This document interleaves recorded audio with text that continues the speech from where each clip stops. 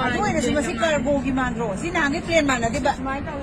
Si semain apa aja ba? Si langi plane ya ba? Si langi plane ya ba? Kaya plane ro? Ay kisa ye? Tadi ni yung ulang si plane se.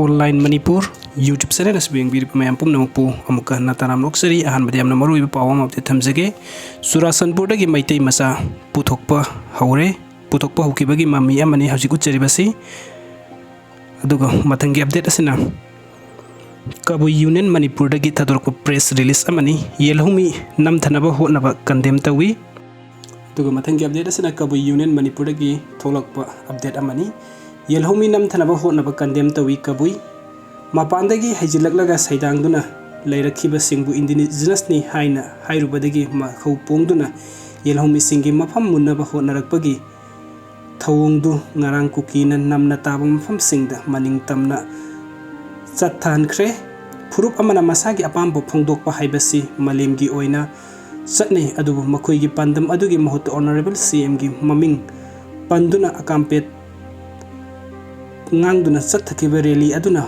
makhoi sing adu haurakpham khangdaba waraktaba masa sing ni haibada uthoksare hairiba sigi wahanthok phawba khangloi kabui phurupna lai haktaktagi hominarakpa yelhomi isilinau singbu sinarakpa khudingmak chongthoktuna lakpani ngarang 3 May da chathakiba tribal solidarity march adu kabui union na saugatpa laikide maduda Manipur government na free thabadagi makha taba hingsa asi thorakhibani ngarangi thodok aduda suda laibani haina chingnaba kangbu singna afaba makhalgi nongmai sing piduna mo marakta saruk yasin baduda government na tuminna usindana laisinba amasung mitei singi safety gi damakta mangjaunana thaurang laukhalak pidaba asi singnadaba ngamde masimak nakoinana irangdu thokannaba sillabra masimak na government gi asoiba laire taksare tampaki mitei marakta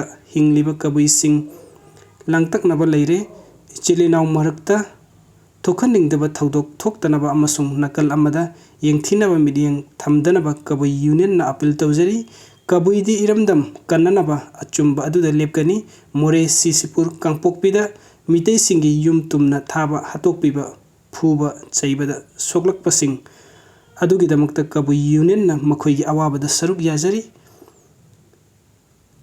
Lansingpong Kabui Publicity Secretary Kabui Union Manipur na thadorokpa cheron amani aduga makha taba update ing minasi loi kon dokhe le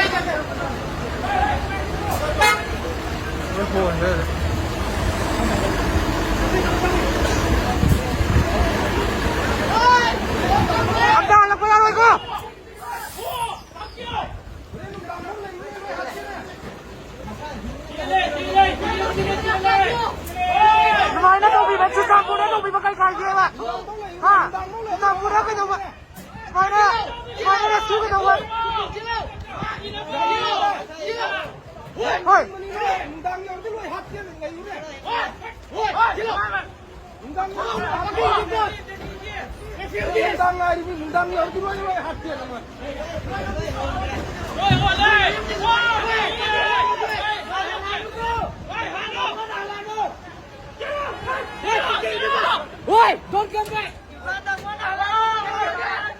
Hey, pala, pala, hatu ka niyo. Kaningan ba niyo?